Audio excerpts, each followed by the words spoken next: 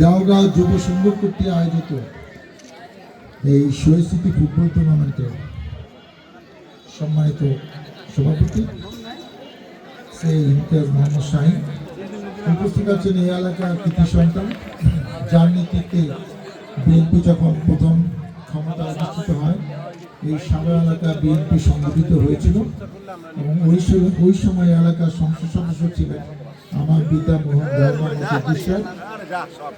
উপস্থিত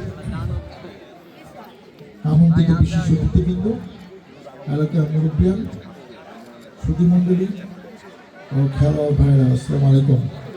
আমরা সত্যি খুব আনন্দিত যে এই প্রতি সপ্তাহ কোথাও না কোথাও আমাকে যেতে হচ্ছে শর্ট পিচ ক্রিকেট টুর্নামেন্ট, না হলে এই ধরনের ফুটবল টুর্নামেন্ট, ব্যাডমিন্টন, আমি তো একটা ভলিবল টুর্নামেন্টে গিয়েছি, এখনও ফুটবল টুর্নামেন্ট দু এক জায়গায় হচ্ছে।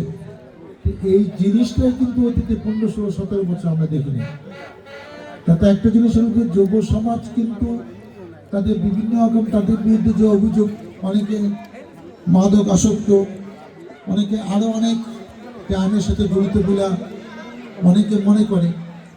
এই খেলাধুলা যদি আমরা আরও বেশি বেশি করতে পারি, যুব সমাজকে সংগঠিত করতে পারি, তারা যেরকম এখানে সময় দেবে, তাদের মন শরীর সুস্থ থাকবে।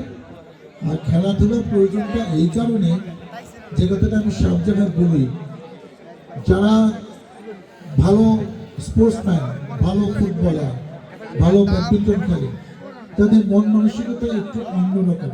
আমি ক্যাডেট কলেজে পড়েছি, এখানে ক্যাডেট কলেজকে বলা হয় খেলা রাজ্যের স্বর্গরাজ্য।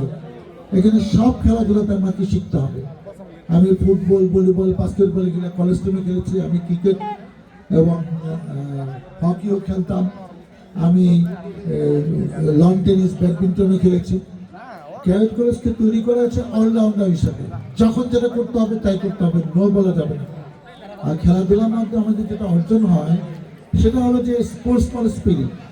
আজকে তুমি পড়াশোনা করছো, এসএসসি বলো, এইচএসসি বলো, অনার্স বলো, মাস্টার্স বলো, সেখানে প্রতিযোগিতার মাধ্যমে তোমার অবস্থান, তোমার রেজাল্ট সুনিশ্চিত করতে হয়।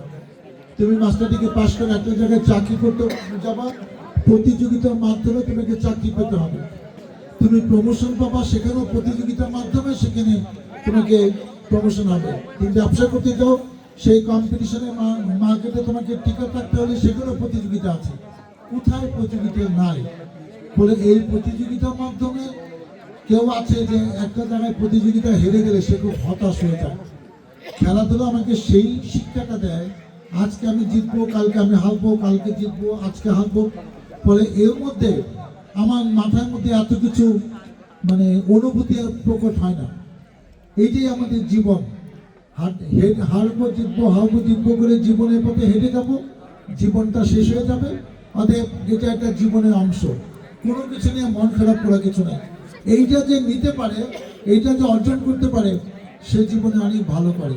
অতএব সেই স্পোর্টসম্যান স্পিরিটটা যেন জীবনের জন্য সবাই অর্জন করতে পারে, সেই জন্য খেলাধুলা খুব প্রয়োজন। আজকে যারা বিজয়ী হয়েছে, জিমেন্স national football team high point এলাকা চমৎকার একটা গোল করেছে, আমি দেখেছি 19 নম্বর জার্সি পরা অ্যান্থনি গোমেজ, অ্যান্থনি ক্রোস। তার জন্য নানা রকম পুরস্কার আছে, যখন দেব তখন তোমার দেখবা।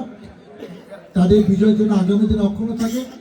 আর যে কোনো টুর্নামেন্টে, যে কোনো প্রতিযোগিতায়, যে কোনো খেলায় হার জিত আছে। রাজার্স কাপ বলছে আজকে পরাজয় গ্লানি যেন আগামীতে অভিজ্ঞতা এবং অনুপ্রেরণা হিসাবে কাজ করে। পরিশেষে যাদের উদ্যোগের এই কমিটি সুন্দর টুর্নামেন্ট হলো, শাহিনের নেতৃত্বে আমি সবাইকে আন্তরিক ধন্যবাদ জানাই। আগামী দিনে আরও বড় বড় নানা রকম টুর্নামেন্ট এই এলাকায় আয়োজিত হবে। সেখানে আমার আসার সুযোগ হলে আমিও তোমাদের সাথে আসি, তোমাদের পাশে আসি, এই প্রত্যাশা ব্যক্ত করে আমি শেষ করছি। আল্লাহ হাফেজ। বাংলাদেশ জিন্দাবাদ।